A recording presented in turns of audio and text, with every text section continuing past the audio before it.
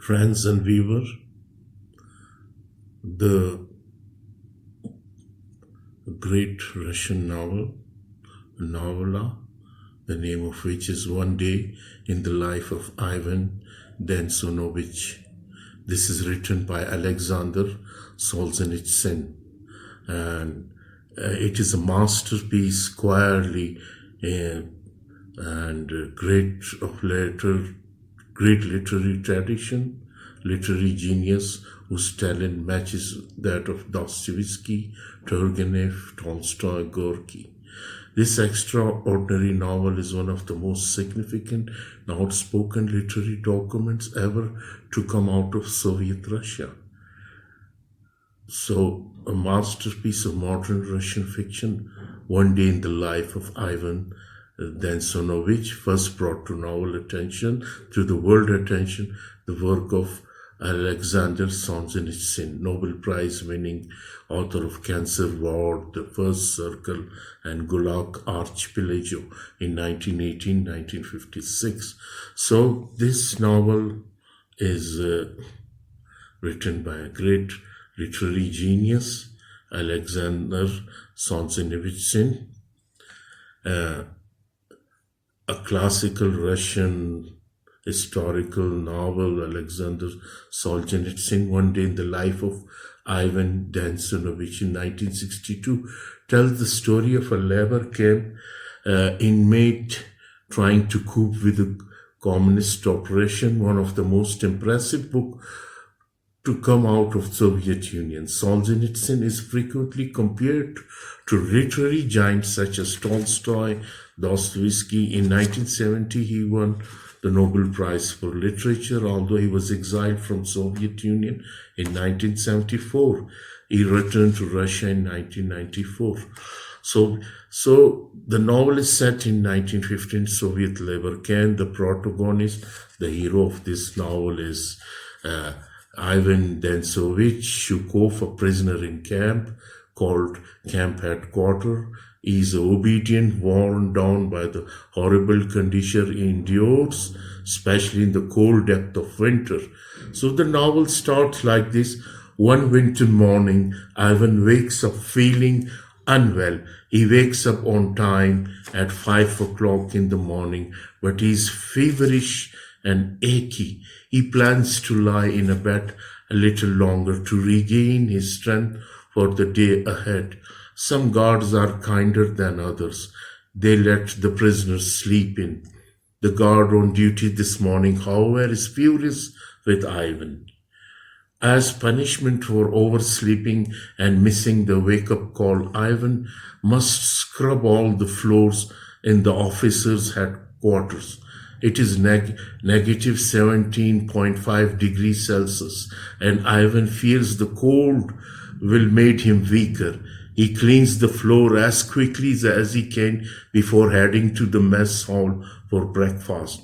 After breakfast, he is going to the medical bay. In the camp, Ivan has a few friends. They bond over their shared despair. On this morning, Ivan spots his friend Fitikov. Fitikov got him soup so that he would not miss out on breakfast. The soup is terrible, nothing more than a black cabbage and old stinking fish, but it is better than no food at all. Prisoners get extra rations if they do good work, but Ivan is worried that he is too sick to do much. This might be his only hot meal of the day. Once he has finished eating, Ivan goes to the medical bay. He wants his feverish aches and pains checked because he doesn't feel fit to work. He's signed off. He will be able to sleep for the day and recover. The medical staff, however, isn't interested. They say he is not sick enough to miss work. And even if the medical bay is closed in the morning, he must report back that night if he is sicker. Ivan spent the day working at the power station. He talks with his fellow prisoners about life before their imprisonment. Ivan was accused of high treason and being a German spy. He was sentenced to 10 years in this labor camp. The alternate was death.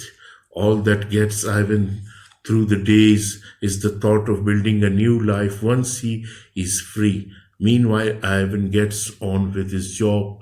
His mood improves when one of the officers, Pavlo, uh, helps him uh, team mortars the walls. It is unusual for the gods to offer help, so Ivan is grateful for this small mercy. In exchange, he works harder. Ivan work hard, pays off, and he's given extra food. At the end of his shift, Ivan is rewarded 400 grams of bread to eat. He also get an extra bowl of oatmeal. His fellow prisoners, however, are angry because Ivan spent so long finishing a job.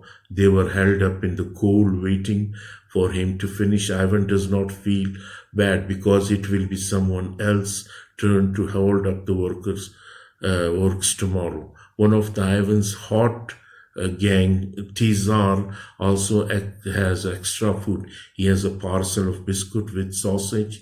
Ivan collects the ration for him for the parcels office. He doesn't have any parcels of his own waiting, although his wife used to send him food.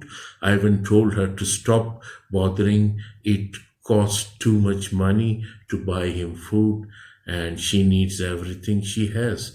Besides, Ivan knows that ration doesn't last long. The guards all expect a cut off them in exchange for letting them have luxuries at all. For example, Tsar must lay out the contents of his parcel on the bed, and guards come to inspect it. While Tsar gives his cut to the guard, Ivan goes and buys tobacco for a prisoner in another hut. This is a typical nightly routine. That night wears on, and it is soon time to sleep and prepare for another day in the power station. Ivan, however, can't sleep. He sits up talking with Alusha, the Baptist. Alusha is very religious. He encourages Ivan to spend the sentence working on his soul.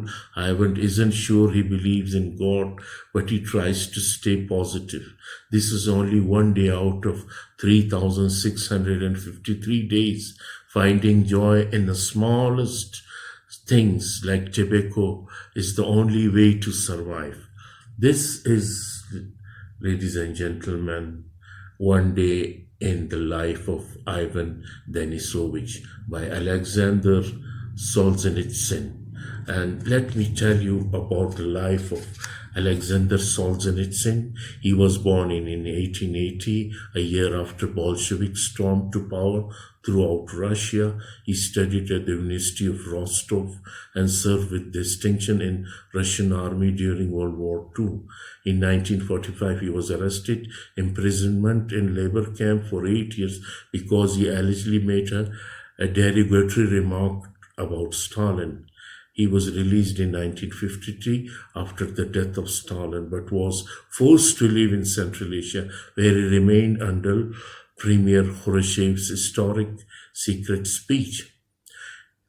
His spare time he started to arrive in February 1974. The Soviet Union revoked Solzhenitsyn citizenship and he was deported. He settled in Vermont, where he now resides.